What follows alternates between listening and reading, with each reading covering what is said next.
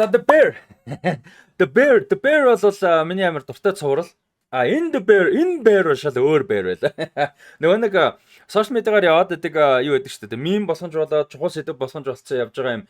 Юу гэвэл эмэгтэй хүмүүс ой модонд ганцаараа явж байгаад баавгатай таарахыг сонгох уу хүн эрэгтэй хүнтэй таарахыг сонгох уу гэвэл ягаад баавгаг сонгох вэ гэдэг нь те. Because ихэнх эмэгтэй хүмүүс баавгаг гэсэн. За энэ obsession. За, obsession дээр бол тэгээ нөгөө нэг саний асуултсан юмыг бас мим болгож байгаа гэсэн чинь тэр асуулт байсан чинь obsession гарч ирээд Bear баавгаа Bear эрэгтэй хоёрыг нэг болгоод сонголтгүй болгож байна гэж. Тэгээ тэрний амар зөвөн байхгүй. Юу гэхээр киноны агуулгатай орчиж байгаа. Bear баавгаа одоо хүн хоёрыг нэг юм болгосноор Никки сонголтгүй болж байгаа байхгүй юу? Бас нэг утгаар.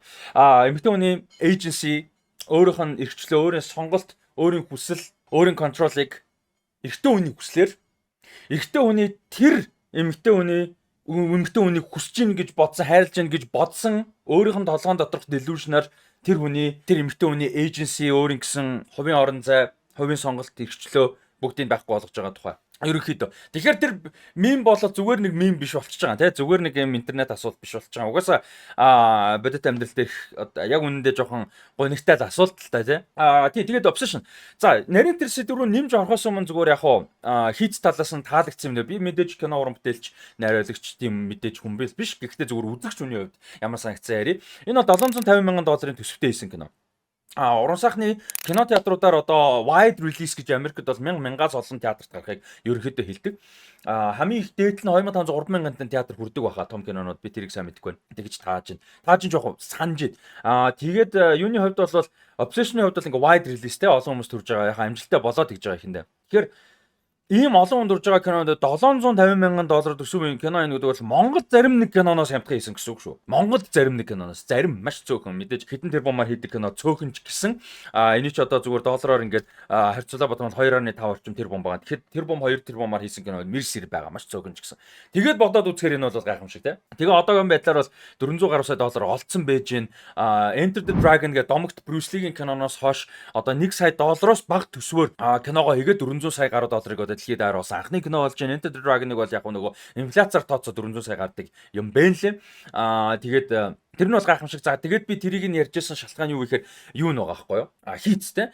Маш бага төсөвтэй мөрчлөө хийц тасхаа. Тэгэхээр тэрний мундаг нь юунда байна вэ гэхээр Cory Barker өөрөө зохиолоо бичээд найруулад эвлүүлгээ хийсэн. Үнэхээр мундаг юм аа. Тэг үнэхээр гайхалтай. Өөрөөх нь 2 дахь кино театрт нээлттэй хийж байгаа анхны кино юм байлээ. За дээрэс нь энэ зураглаач Taylor Clemens гэж зураглаач. Тэгээд одоо энэ юун дээр ажилласан хүмүүс байна. Тэг гэрэлтүүлэг арын албан дээр ажилласан хүмүүс үнэхээр гайхалтай ажилласан байна.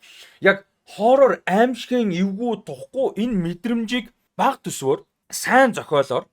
За дээрэс нь мэдээж одоо энэ гайхалтай юугаар жүжиглэлтээр ямар мундаг гаргаа вэ те үнэхээр супер. Одоо тэр Никигийн яг ирцэн ингээл харанхууд зогсож байгаа тэр нүдэн ингээл нэг юм нөгөө нэг Sinister гардаг ремик шиг гэрэлтэй те ингээл зогсож байгаа харанхуу ер нь ингээ гэрэлдээр бол маш сайн тоглосон юм л. Одоо миний одоо яг мэдээж аим шиг кинонд харанхуугаар тоглолдог. Гэхдээ тэргээ сайн хийн гэдэг чинь амар өөр асуудал байхгүй те. Зохиолтойгоо авцалтаатайгаа эмоцтойгоо авцалтаатайгаа илүү одоо юм сэтгэл хөдлөлөөр хийнэ гэдэг бол сэтгэлөөр тоглохоор хэмжээний тэгж хийнэ гэдэг бол айгүй хэцүү зүйл шүү дээ. Одоо чи миний хамгийн амар сайн сандаг хамгийн бодхоор эвгүй санагддаг юм Hereditary-гийн тэр нэг харанхуутай барилгаахан дээд одоо нөгөө нэг юу дээр хэсэгт нь болдог юм байдаг. Тэр шин дээр зарим хүмүүс анзаарч өнгөрдөг харанхууд юу болж байгаа юм. Анзаарчгаар амар өдөг байхгүй. Тэр шиг энэ бол харанхуй хэсгүүдийг гэрэлтүүлгийг зураг авалтын өнцгүүдийг үнэхээр супер хийсэн байлээ. Тэгээ эвлүүлэг те. Одоо шинэ манай гол төр Bear ингээ нэг тийшээгээ харцсан байж байгаад юунд шокт болж байгааг нь дараа нь ингээ хараад тэнчнээс зум аут хийж байгаа жишээний хаалга скотчтай хэсэг гэдэг ч юм уу те. Үнэхээр яг хийц бол супер бэнлээ. Хөгжим энэ Rock Burwell гэж хүн бичсэн байлээ. Үнэхээр гоё байсан. Зөвүүн учир бүтүүлэг духгүй нэг юм зөвүүн хөгжим болвол байсан. Гол хоёр дүүрийн жүжигчин магтахгүй байхын арга байхгүй. Michael Johnston гэж залуу энэ Baron Bailey буюу Bear энэ тогсон. За Nicky Freeman буюу Nicky-гийн дүр Linda Navarrete тогсон. Энэ Navarrete-гийн хувьд бол одоо энэ киногоор бүр супер мега супер дупер Pro Max Ultra Hot болж штэ тий. Тэгээ өмнөөс нь бол амар баяртай байна. Linda Navarrete-гийн хувьд бол одоо үнэхээр байж болохоор хамгийн гайхалтай жүжиглэлтийг үзүүллээ. Хэд ч хувирв тий. Яаж тэгэж ингэж байгаа юм шиг хувирч чадж яах гэдэг. Тэгээ эн чин кино чин одоо энэ сценүүдийн чинь нэгэн тейк буюу ганцхан дүрс авахгүй шүү дээ. Олон удаа давтаж авч байгаа тий. Тэгэхээр тэр болгонд магадгүй ингэж одоо юу гэдгийг олон хувирж ингэж оролдож байгаад ингэж жүжиглэн гэдэг бол бас үнэхээр гайхамшигтай юм. Би бол үнэхээр шүтсэн жүжиглэлтийг болоод тэгээ маш хэцүү жүжиглэлт байгаа байхгүй. Зүгээр юм одоо нөгөө нэг хамгийн их жүжиглсэн жүжиглэлт биш дээ. Ойрлаач байгаа. Ганц тэр шиг бүр хичнээн янз хувирж байна. Нэгдүгээр олон янз хувирж байна. Дээрээс нь тэр олон янз хувирж байгаас гадна бүр ингэж switch хийж байгаа байхгүй. Тэр бол хамгийн дөхөх санаанд орж байгаа. Яг мундаг жүжиглэлтүүд байгаа зүгээр ийм төрлийн жүжиглэлт гэдэг утгаараа хамгийн дөхөх санаанд орж байгаа нь Split дээр гасан James McAvoy-ын жүжиглэлт санаанд орсон. Тэр бол бүр үнэхээр биширмээр шүтмээр гайхамар жүжиглэлт байсан шүү дээ. Тэгээд Инда Наврете болоод одоо энэ дээр бас тэгэж мундаг жүжиглэлээ үнэхээр супер од боллоо. Тэгээд энэ киноны зураг авалт production дууснаас хойш жил хагасын хугацаанд бол одоо хүмүүсийн нохоо авч салхитуулдаг таленттай тий. Тэгээд дээрэс нь одоо стрим мим хийдэг ийм бол одоо хийж амьдралаа одоо залгуулж байсан гэдгээ бол ярьсан байлээ. Тэгээ одоо бол дахиж тийм санаа зовх хэмжээ одоо санаа зовх шаардлагагүй хэмжээний одоо супер одоо боллоо шүү дээ. Тэгээ одоо карьер нь цаашаага бас одоо амжилттай доктортой гоё яваасаа үнэхээр бас шинэ сонирхолтой гоё жүжигчин болол одоо ингээд гарч ирж байна. Тэгээд гэхдээ энд навраатай хамаг анхаарал татж байгаа боловч Майкл Джонстоныг бас магтахгүй байж болохгүй. Бэрийн дүрд үнэхээр гоё тогсон юм арчаагүй хөгийн яг ингээд одоо юм нэг сонирхолтой юм байна л да. Adolescence-с хойш энэ бас амар том чухал сэдвийг хөндсөн айгүй чухал юм бүтээл байгаа байхгүй юу? Яг өнгөцгөн хараад үзэхээр Bear ерөөсөө юу биш. Evil залуу тий биш байгаа байхгүй юу? Гэхдээ яг анзаарж үзвэл, яг бодож үзвэл Ники юу болоод байгаа вэ? Өөрөө юу болж байгааг мэдж байгаа билээ. Тэр одоо уцаар ярьдаг. Тэг яг нарийн амар спойлер өгөхгүй. Гэхдээ уцаар ярьдаг. Тэгээд юу ойлгож авч байгаа вэ? Тэр хоолн дээр ингээ зураг аваад унтчихсан зураг аваад хийсэн байдаг. Тэн дээр not me-гээ бичсэн байдаг те. Зөндөө ойлголт зөндөө авч байгаа шүү дээ. Ники юу болж байгаа? Никитэй холбоотой юу болж байгааг тэгсэн мөртлөө тэр бүх ойлголтууд болоод байхад хажууд нь найзууд нь хилээд байхад хажууд нь өөрийг нь хайрладаг хүн байгаад байхад тэр хүнийг өөрөөр нь биш Никиг те. Өөрөөр нь биш тэр хүнийг өөрийнхөө хүсэж байгаа юмар байлгахын тулд бусад бүх хүний юу болж байгаа яаж байгаа ялангуяа Никигийн agency өөрийнх нь эрхчлөө хүсэл тэр хүн хэмбэ гэдэг тэр бүхнийг бүр ингээ бүгдийн зэвэр өөрийнхөө хүсэл тажаал те мөрөөд тэр бодож байгаа юм ч жинхэнэ биш яг үүнд хүсэж байгаа зүйл нь жинхэнэ биш те тэгээ ингээ бодож анзаарах юм болоод бэр зүгээр амар вилэн байгаа байхгүй яа угаасаа тийм л те. Гэтэ зүгээр өнгөцгөө ихлэ ингээ харах юм бол нэг тийм одоо улаан цайн ил тод ивл дүр бол биш байгаа даа шүү дээ тийм. Тэгж бодогдохоор. Гэхдээ яг ингээ анзаарах юм бол тийм. Тэгээд яг энэ киног ингээл үзэнгүүт яг үүндээ Сарахийн хоёрыг Ники хоёрыг амар өрөвдөж байгаа байхгүй тийм. Тэгээд дээрэс нь бас нэг өөр одоо сэдв гэх юм бол obsession гэдэг өөрөө сэдв. Одоо амьдрал дээр та хэд маань ч мэдэх бах би ч мэднэ маш токсик харилцаатай хүмүүсүүд эрэгтэй ч эмэгтэй ч айлал тадаа байх нь байдаг те маш токсик харилцаатай хүмүүсүүд тэр токсик харилцаанаас ерөөсө гарч чаддаггүй гарыг гээд одоо ямар нэг байдлаар болдоггүй хүсэл нь болохгүй болохоор ч юм уу power dynamic нь биш учраас ч юм уу те юу гэдэг ингээд янз бүрийн юмнууд байдаг эмэгтэй хүмүүсийн талаас бол internalized misogyny гэж зүйл байдаг те одоо би нэг бол ярьж ирсэн одоо эмэгтэй тэр нэг яг одоо жишээ нэг эмэгтэйг нэг пост байсан шүү дээ заримдаа нэг хөртөө хэд гүйлээд нөгөө хямраас хэрэг тайжиж байгаа шиг те тэр бол internalized misogyny буюу одоо эмэгтэйчүүдийг үзээ ядах эмэгтэйчүүдийг дорд үзэх ялгуурлах зүйл тийм одоо зүйл мэдрэмж асуудалтай зүйлийг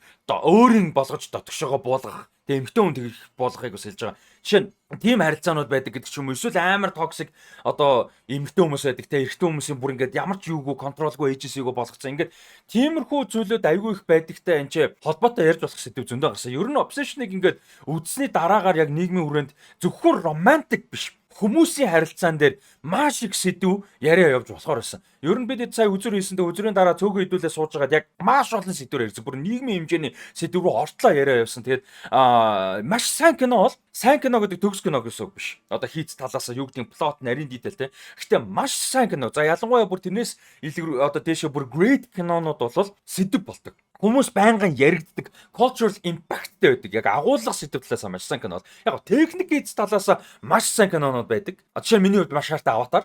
Гэхдээ тэр бол одоо Mission Impossible ч юм уу те. Гэхдээ тэр кинонууд бол соёлын хэмжээнд юм. За Mission Impossible арайгаагүй. Гэхдээ Mission Impossible биш Аватар бол чинь cultural impact буюу соёлын impact нөлөө байдаггүй те. Ягаад гэвэл тэрийг Аватар үзлээ гоё байлаа. Дахиж хүмүүс яригддаг. Тэрнээ би санал хэлнэ. Гэхдээ би бол хайртай Аватар.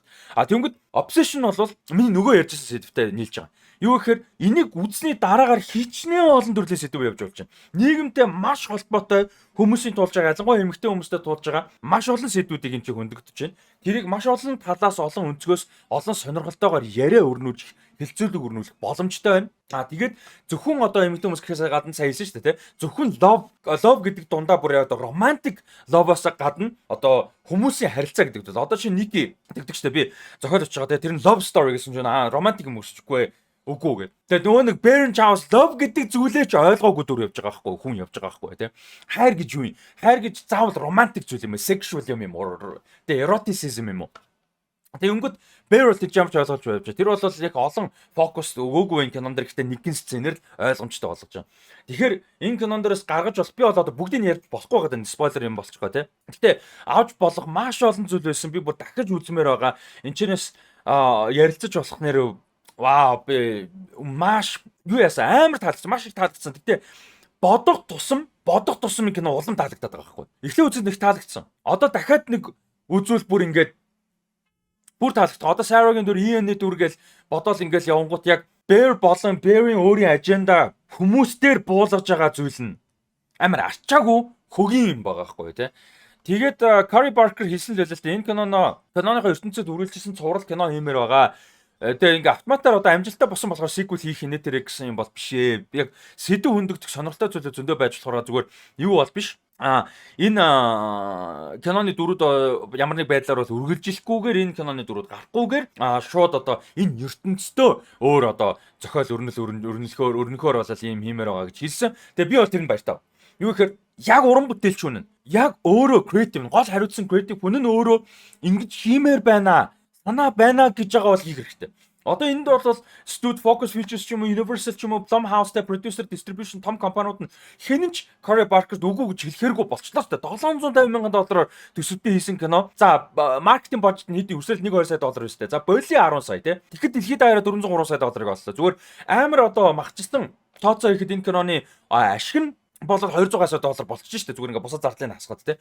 Тэгэхээр энэ киноны ард байгаа хүмүүс бол Cory Barker-д үгүй гэж хэлэх ямар ч их байхгүй болсон. Тэгэхээр Cory Barker өөрийнхөө яг хүсснээр энэ ертөнцөө өргөжлүүлмээр байгаа бол өргөжлүүлээсэ өөр кино юмар бол хийгээсэ. Энэ дунд бол одоо маш олон сонирхолтой сэдвийг бол хөнцөн байсан. Эмэгтэй хүний өөрийн гэсэн эйженси одоо жишээ нь энэ дэр тэр хүнийг юу гэж дуудаж байгаа. Тэр хүн тэгж дуудуулахыг хүсдэггүй байхад нь өөрөөс нь болоогүй байхад тэр үнийг доромжилж дуудаг байсан зүйлээр дуудах нь зөв юм уу үгүй юм уу? Тэр хүн өөрийн гэсэн ажинта тэр хүн яг яасан бол гэж санаа зовхын оронд наа чи ингэсэн байна. Наа чи ийм эмэгтэй штэ. Эсвэл энэ ингэсэн штэ гэдэг юм буулгаж байгаа гэдэг ч юм уу те.